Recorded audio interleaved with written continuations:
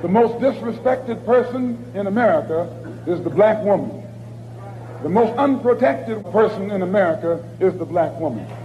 The most neglected person in America is the black woman. What's up, brownies? So I'm going to be trying my hand at compilation videos. You'll see this more from me because what I want to do is show a well-rounded viewpoint of how different people are reacting to a current topic or situation. Now, this one is going to focus on how content creators are responding to it. I first just want to address two celebrities in particular. And yes, they're going to be black women. Let me get this out of the way. For the black men that are now coming up and saying it with chest and calling Diddy out of his name and threatening to fight him and all of that, I love what you're doing. I just want to make sure that the next time a black woman is brutalized, you keep that same energy. And speaking of black women not getting the same type of justice, that's actually the point that the comedian Lunel was trying to make, and I do salute her for those words. I agree with most of what she was trying to say, but in particular, Auntie, referring to Cassie as a black woman, I don't agree with that.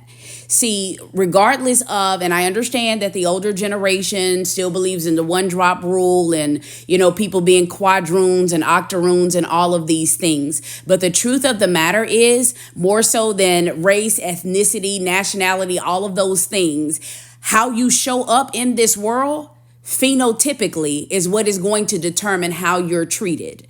You can have partial black ancestry, but if you don't look like a black woman, then you don't have to pay that black tax and suffer the same type of mistreatment and lost opportunities and harsher punishments that black people do. And that's it. That's all. And the added privilege to that is the fact that black men who have broken brains will often think that anything that's other than a black woman actually is some sort of status symbol or automatically better. And thus, you will go and get a woman outside of your race and date her and then use her to bash or make fun of black women. And we have seen this time and time again with Erica Mena, Sin Santana, Danny Lay. So it makes it easier to believe these statements that are now out detailing how disgusting it was when Cassie would join in with Diddy in demeaning Kim. At some point in time, personal responsibility does have to be a part of it, to where something should tell you, if this man from the very start, you can see that this is how he will treat the mother of his children, then all the money in the world is not worth it. There was no reason to believe that you would get any better treatment. And lastly, for Kelly Price, who has made a lot of money off of Diddy over the years, and any other church folks like her who feel like the correct thing to do is to get on a public platform and have all of your prayers, praise, and well wishes be centered around the actual victimizer instead of the victim, you are a part of the problem. This coddling and excusing and pedestalizing of men and their bad behaviors, all while blaming women in some way, shape, form, or fashion for what happens to them, or dismissing it or setting it aside altogether, is the wrong way to go. I am sick of hearing about how a woman causes a man to stumble by the bottom of her ankle showing, or how even a righteous man will fall 7 times. What black women need to learn how to do is to be their own cavalry, because nobody comes to your defense in this same way. The next time a man falls, let him lay down there until he learns how to pick himself up, or until a higher power exalts and restores him. That is not your job. And you need to learn from the way that Kelly Price is being dragged about her statements with Diddy, and how countless people like Jill Scott, Kelly Rowland, Chloe, the list goes on, have been dragged for either defending, complimenting, or working with Chris Brown. Not only does it not cut the same way, they get more backlash without ever having punched anybody, and no defense from the men that they are defending once they're getting eaten alive. Let this be a lesson to you. And with that, let's go into the compilation reaction videos from other content creators. That motherfucker is not sorry. Abusers rarely are. They just fear accountability. He could have been sorry a decade ago or even last year when Cassie filed that lawsuit and he released a statement calling her a liar, knowing full well what he had done to her. And let's start with the fact that he posed that apology to us, the public, rather than the woman who escaped his abuse only to have to now relive it in front of the entire world. What the fuck are you apologizing to us for? And if you need proof that there's not a bit of remorse or rehabilitation in that man, it's when he referred to his abuse of her as the darkest point in his life. As if he was the one having a hard time and just acting out of character. That video is one of the most terror-inducing things that I've seen in a while, and one of the scariest aspects is this. Think about how normalized abuse has to be in the mind of a person that will run out of their hotel room in a towel to brutally assault their girlfriend in a public fucking place in broad daylight. He is so used to behaving that way that he could not even get dressed. He didn't think twice before running out there because enacting violence was at the forefront of his mind. Diddy met Cassie when she was a teenager seeking stardom, and he used his power and his influence to subject her to indignities that would horrify me if they were the plot of a novel or a movie. Yet they were her reality for over 10 years. He's a fucking demon. And speaking of demons, it is so absurd that there were so many Christians in his comment section proclaiming to forgive him as if they're the ones who suffered by his hand. No one has a right to judge him. We should just pray for him.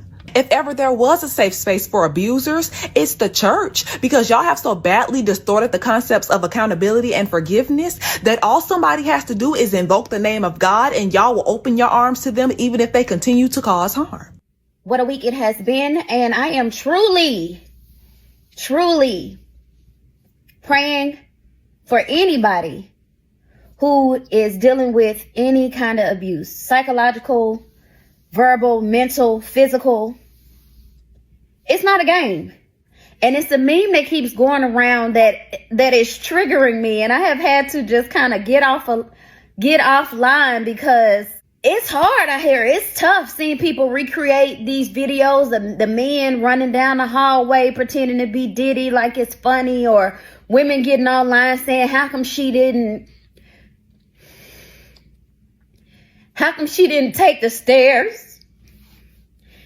And I just ask people to be kind, be mindful, because just because you haven't been in a situation like that doesn't mean you have all the answers, because you don't. You don't know what state of mind you are in or would be in if you were running for your life or fighting for your life. And the meme that triggers me, it keeps triggering me, is I'm praying for all the women who saw themselves in that Diddy and Cassie video, because I saw myself in that video. And a lot of people don't know that I am a survivor of domestic violence. And it breaks my heart. It breaks my heart to see how insensitive people are. To see people defend somebody who has hurt so many people.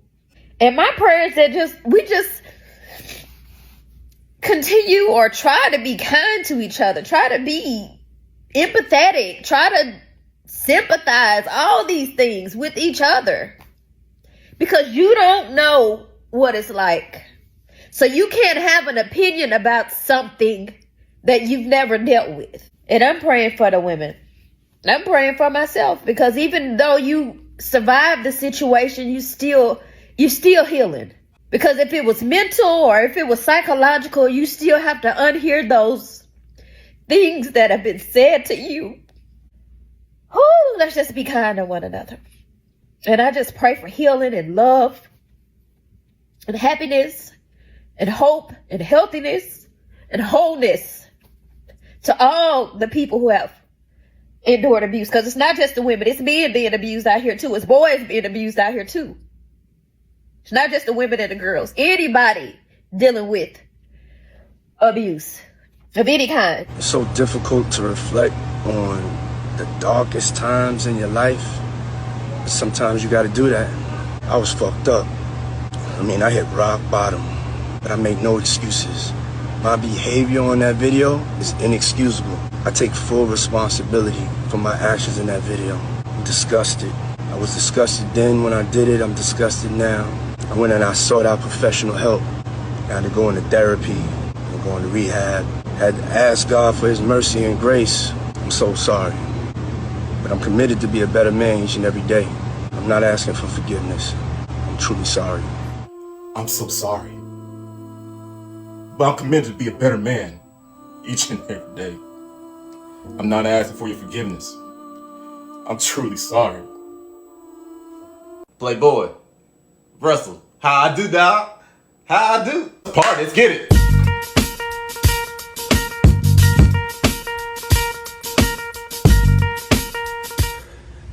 You know, it's so difficult to reflect the darkest times of your life, but sometimes you gotta do that. I was fucked up. I was fucked up. I felt the bottom of the bottom. You know, I hit. Nigga, I didn't hit rock bottom. Nigga, I'm still rich. You got to say this. You got to say this. Well, you know, I had to go into rehab. Nigga, I don't do drugs. Nigga, I had to go into rehab. I was committed to be a better man, you know, each and every day, you know. I'm not asking for forgiveness, but you know, I'm truly sorry. Bro, you know, man, fuck all. It's so difficult having to reflect on the darkest times in your life, especially when you the one making them dark. And by them, I mean my girlfriend's eyes. But sometimes you gotta do that. I was a fucked up nigga.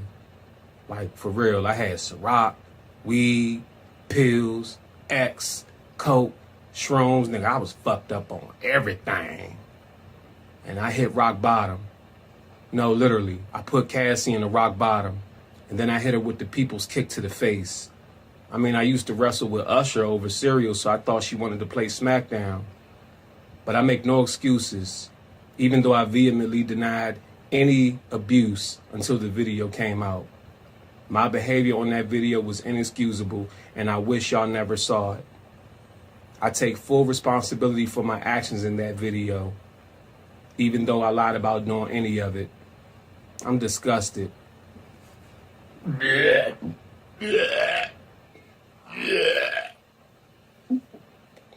I was disgusted when I did it.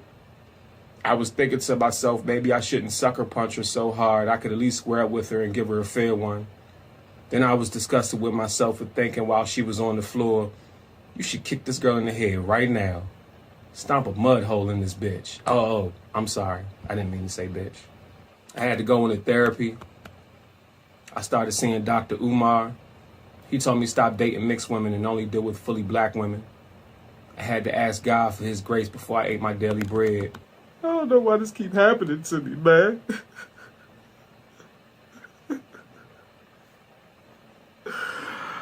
I'm sorry. But I'm committed to being a better person. Right now I'm in an undisclosed location and, hold on. What'd you say, Russell? Oh, that's right. I'm not asking for forgiveness. I'm truly sorry. But what I am asking, though, is that you support the brand new Sean John and Fat Farm collaborative open-toe boot called the Big Steppers for whenever your woman is trying to walk out of your life and you got to kick her back into her place. Take that. I'm truly sorry. So I'm sure y'all have all seen the hotel footage with me and Cassie, and as horrible as that footage was, I would just like to take the opportunity to make this moment about me. I was at an all-time low. I hit rock bottom. It wasn't even rock bottom, it was rock bottom.